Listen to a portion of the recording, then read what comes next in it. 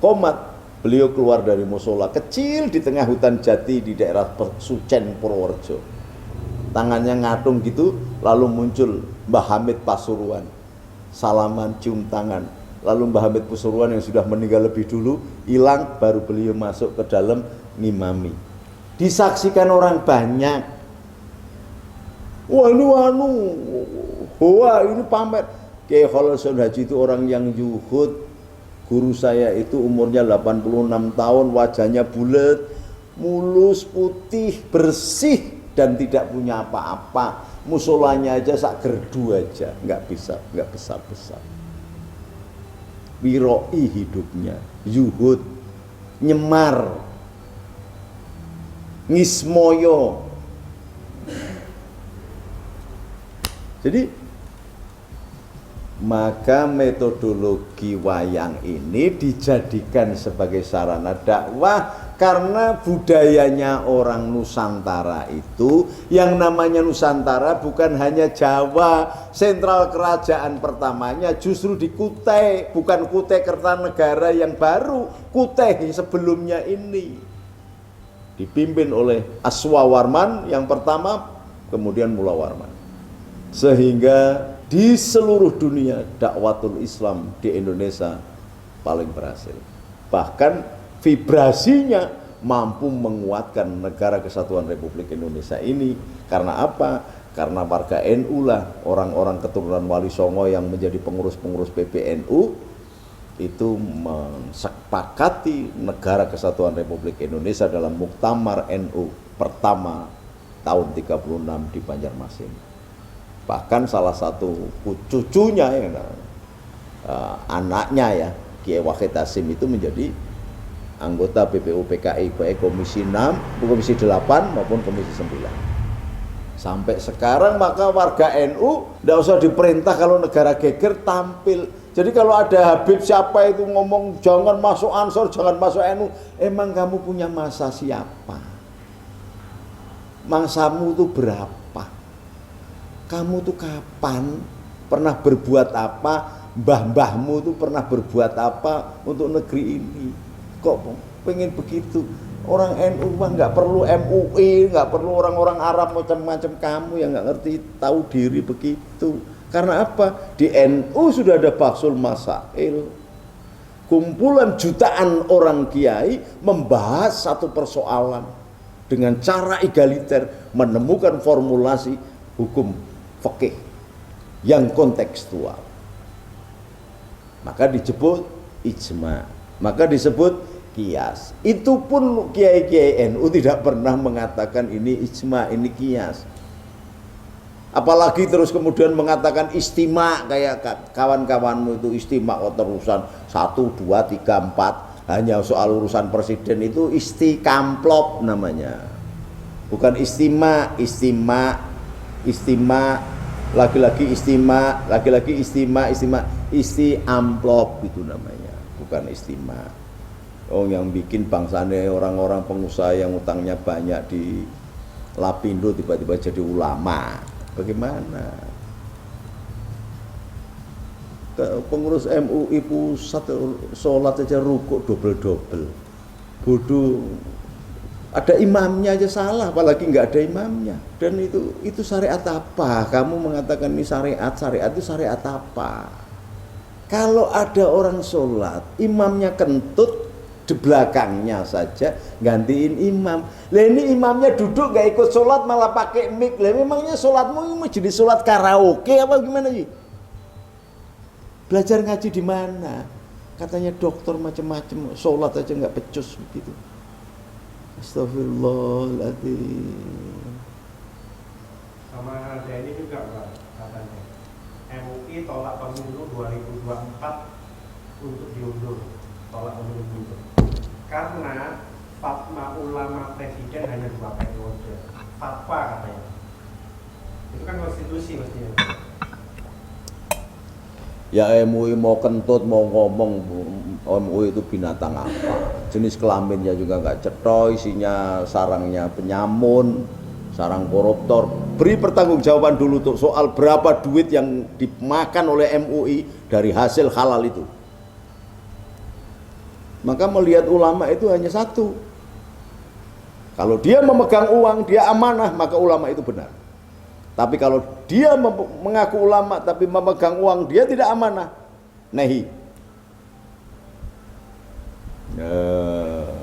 Ulama royoan stempel ribut geger enggak karuan. Ulama kok main politik itu loh, nggak ada. Ulama ikut-ikut campur begitu, gitu loh. Jadi jangan kamu mengaku sebagai ulama lalu mengadu antara Umaro dan rakyatnya. Datangi Jokowi, jangan nyemprot keluar kemudian bikin statement. Salah itu. Maka lebih hebat Pak Harto zaman dulu. Namanya DPA, Dewan Pertimbangan Agung. Tugasnya diminta atau tidak diminta, dia memberikan pertimbangan kepada presiden dan pertimbangannya tidak dikeluarkan. Maka saya setuju banget itu ketika Rois Suryah PBNU mengundurkan diri dari MUI karena hanya dijadikan stempel saja, dikuplui saja, dijadikan lulang kudung lulang NU saja, dan MUI itu tidak layak mengeluarkan fatwa. Nggak ada. NU yang punya kiai jutaan saja tidak pernah mengeluarkan fatwa. Apalagi MUI yang anggota-anggotanya teroris, ini lagi ketangkep teroris, ini lagi ketangkep teroris. Teroris kok majelis ulama, kudung lulang majelis ulama itu namanya. MUI itu dibikin oleh Pak Harto dulu untuk mengerdilkan Nahdlatul Ulama. Maka tidak pernah Nahdlatul Ulama itu merasa satu chemistry dengan MUI. Dan tidak pernah fatwa-fatwa MUI itu didengarkan oleh warga NU.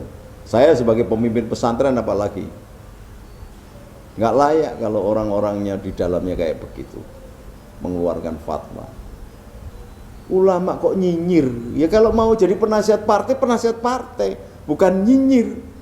Apalagi makannya dari anggaran yang diajukan oleh Departemen Agama, tetapi justru melawan pemerintah. Ini bugot, ini munafik besar-besaran itu. Lalu menjustifikasi dengan hukum-hukum yang dangkal banget. Apa-apaan? Urusannya apa dengan presiden? Dan lagian apa didengarkan? Rakyat nggak perlu mendengar omongannya majelis ulama. Oh, nggak ada yang benar kok. Jadi majelis ulama dulu itu untuk mengerdilkan kiai-kiai NU. Karena apa? Karena Subhan YTE diminta oleh Pak Harto supaya menjadi wakil presidennya. Subhan YTE menolak. Bung, kita pemilu. Maka diblenderlah NU. Di Jawa Tengah itu dulu bupatinya yang dari NU ada 17. Tapi karena muncul Permendagri nomor 11 tahun 70, semua bupati harus masuk Golkar.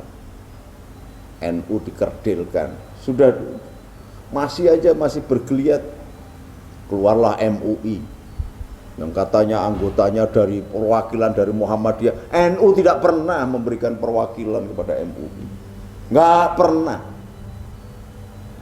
Bahwa pribadi-pribadi NU ya, bagaimana mungkin pribadi-pribadi NU yang ditunjuk karena berbau NU, misalnya dulu Allahumma yarham Mas Slamet Effendi Yusuf, Mas Ikhwan Sam dari Ansor menjadi pengurus MUI. Bagaimana bisa mewakili NU? Bukan, karena belit Golkarnya. Karena pada saat itu antara Mas Slamet Effendi Yusuf dan Ikhwan Sam ini meskipun semula adalah dididik oleh Gus Dur, perkembangan politiknya berbeda.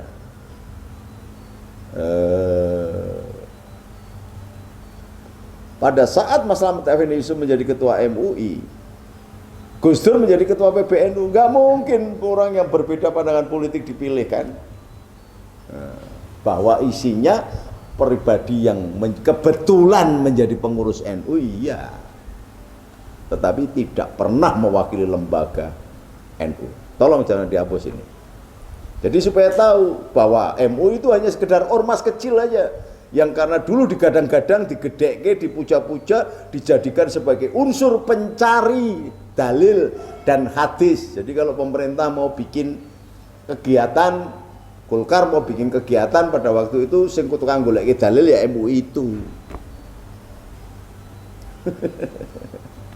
MUI, Majelis Ulama. Ulama itu bukan hanya dewasa. Ulama itu bukan hanya tua.